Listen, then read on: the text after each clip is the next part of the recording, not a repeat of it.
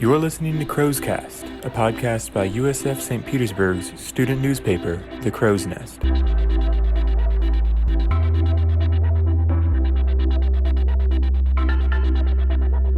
This week, we'll be discussing university life.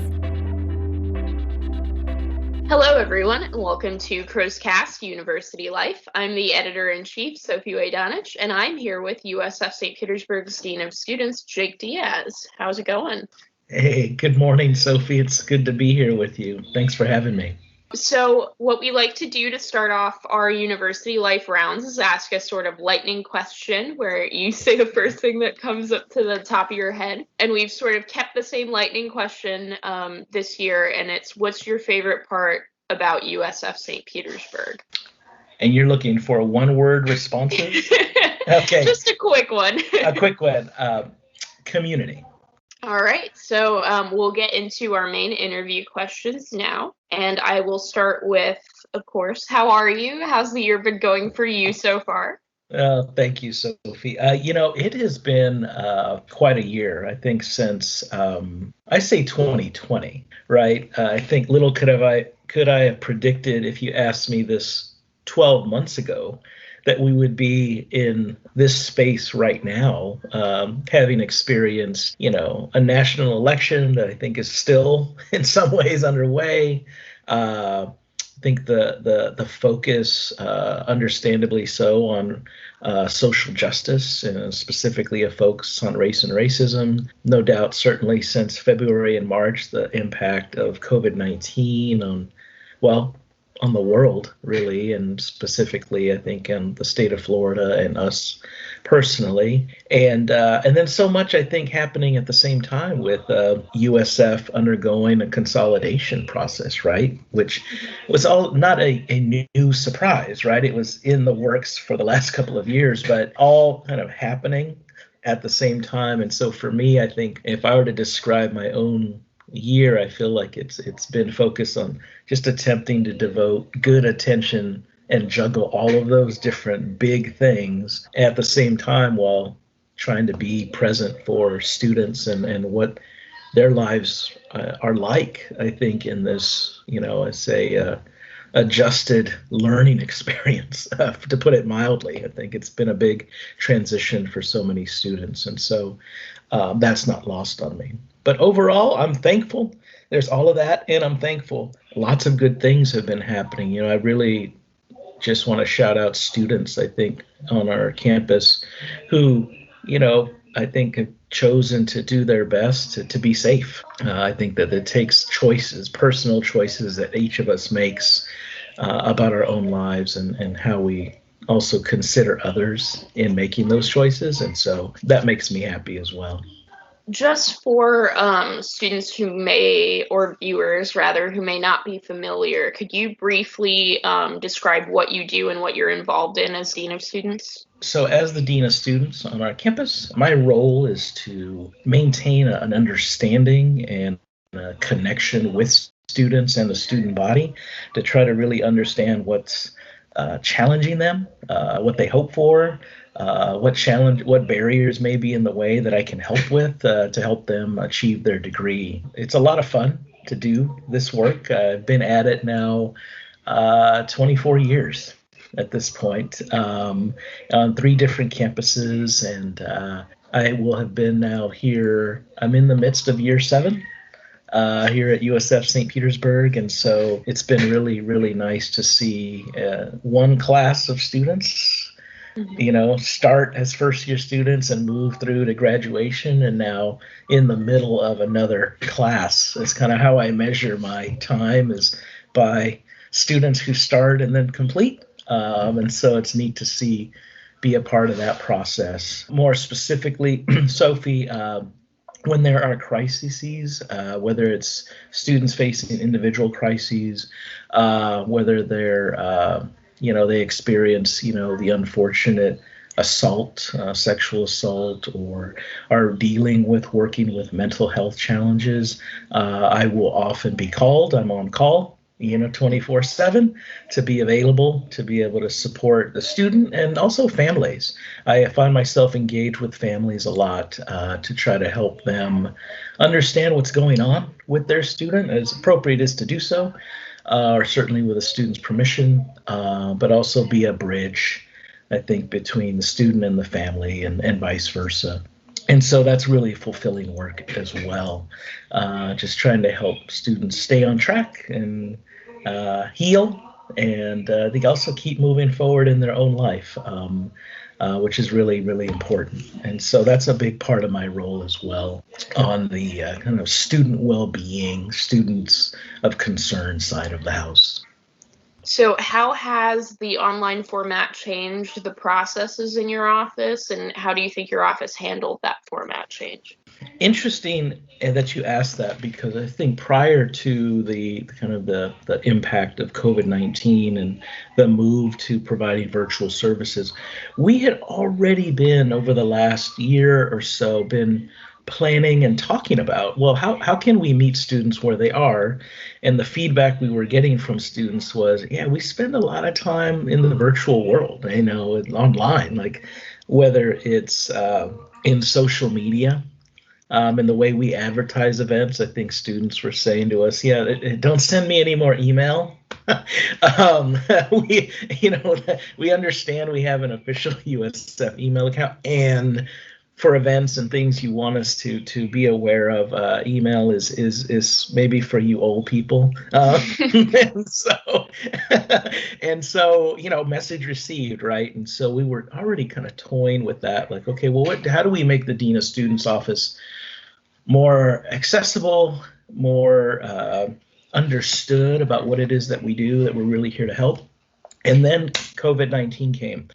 And we were able to quickly, like really immediately, actually, in March, able to provide all of our services that we normally do into the virtual space. And I think it was probably more of an adjustment personally for us, I think, to try to go, okay, well, how do we do this now that I don't get to be in an office or in Sophie's conference room and kind of be physically in the same space? I think that was, at least for me, was more disorienting than anything else, just because I missed the people contact. I think it reminded me of why I got into this work, and that was the engagement with students specifically. But thankfully, our services didn't skip a beat, and they remained accessible and continue to be in the virtual space.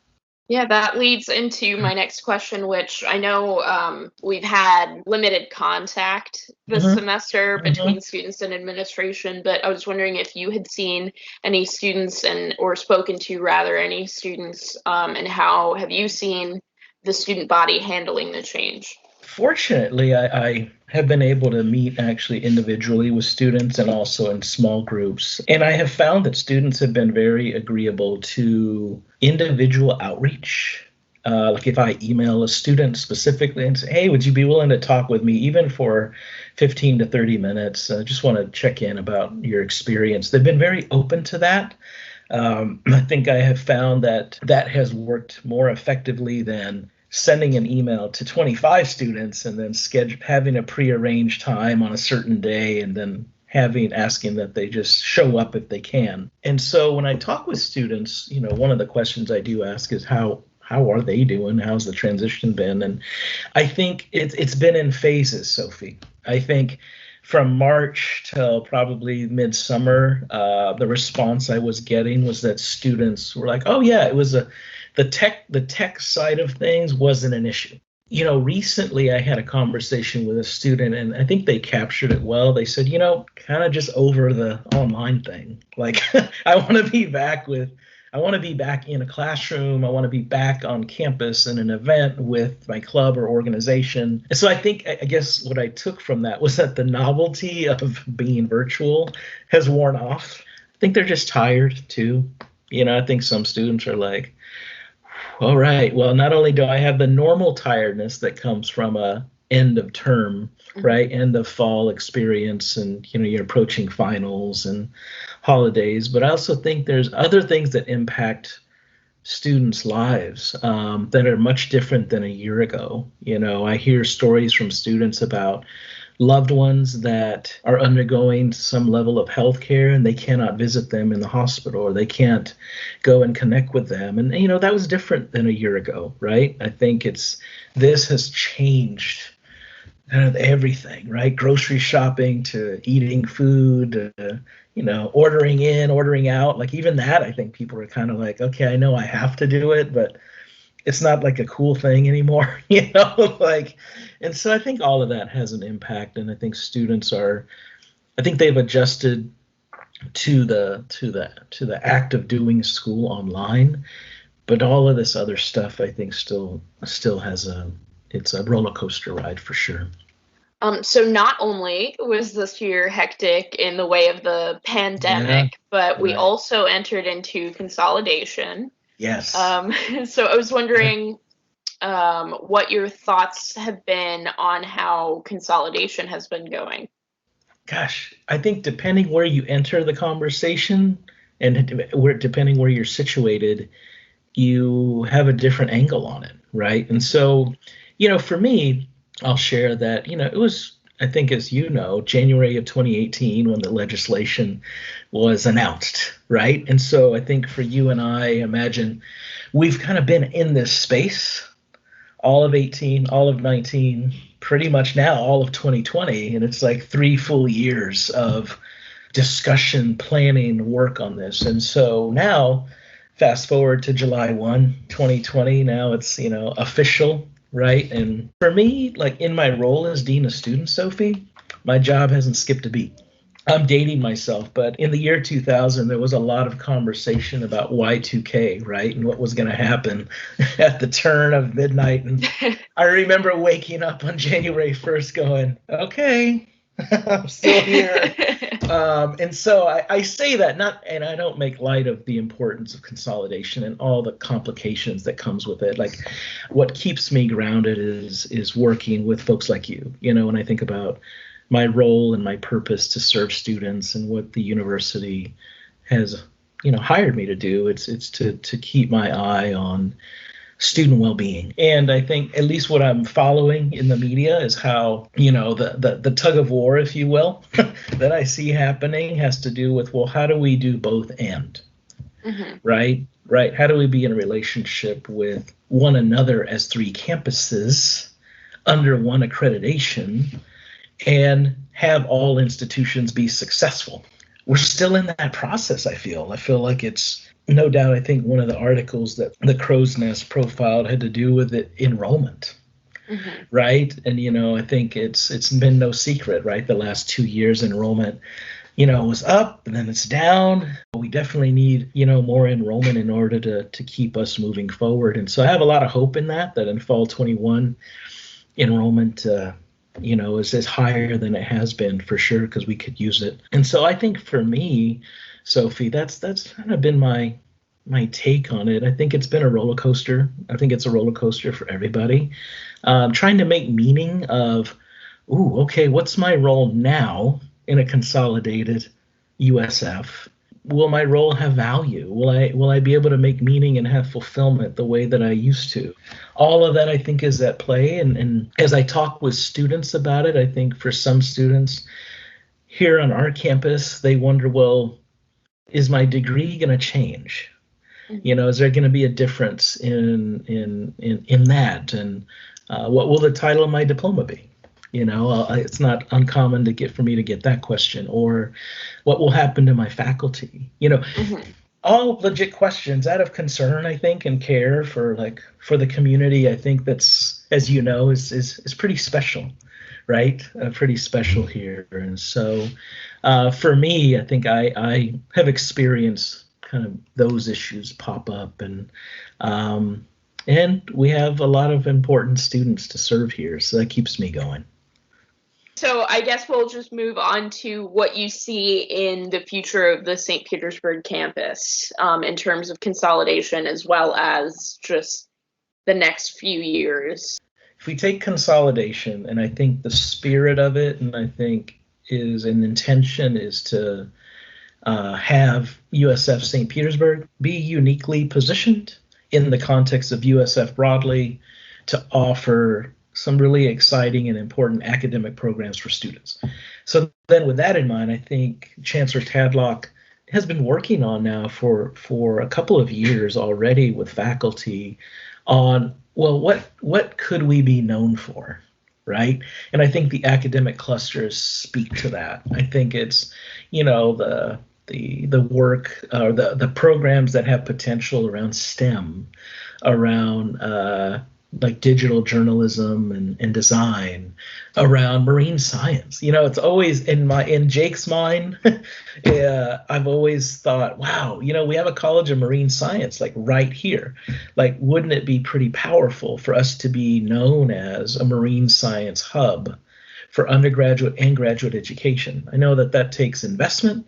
But wow, I grew up in Southern California, and so the University of California, San Diego was up the road for me. And it wasn't uncommon for the Scripps Institute of Oceanography to be affiliated with UCSD. And I thought, wow, we've got that here. We're right on the bay. Like, we're right here where all these vessels can go out into the ocean and do some really important research and have students along the way.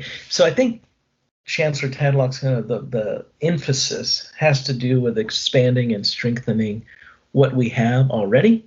And so for me, when I look at the future, Sophie, I think, wow, if we can really kind of clarify the thumbprint that we can make as a campus, I have a lot of hope that prospective students and current students will see this as a place that they can study and they can pursue their goals. And we can be really known as a place for a destination, I think is probably the word to describe it, for this kind of academic study. And I think if we do that well, I think students will come because they'll see value in it. And so, that's what I have a lot of hope for the future. More immediate, like everybody, I'm hoping COVID. I'm hoping we can figure all this out. That's more shorter term, I hope. But yeah, that's what I think about our future. Right. And my last question is, what are your hopes, and do you have any advice for students for the upcoming semester, so spring semester? I think as we go to spring, I'd say, hey, we have to really redouble our commitment together as a community to ride this out. It's not fun, right? It's not easy. It's tiring, but I think us sticking with it, I think is really important. And also, I think the last thing is I hope that students please reach out to me. I think this we're in this together, and we're having to adjust every day, and we're in it with you. And I want students to know that it's not us versus them. It really is. I think we're in it together as a community, and we're here for you. So. Thank you so much for your time today, Jake. It was a pleasure speaking to you. Well, thank you for the time. I appreciate it. And of course, to our viewers, don't forget to like, subscribe, and hit the notification bell so you know when we come back next semester.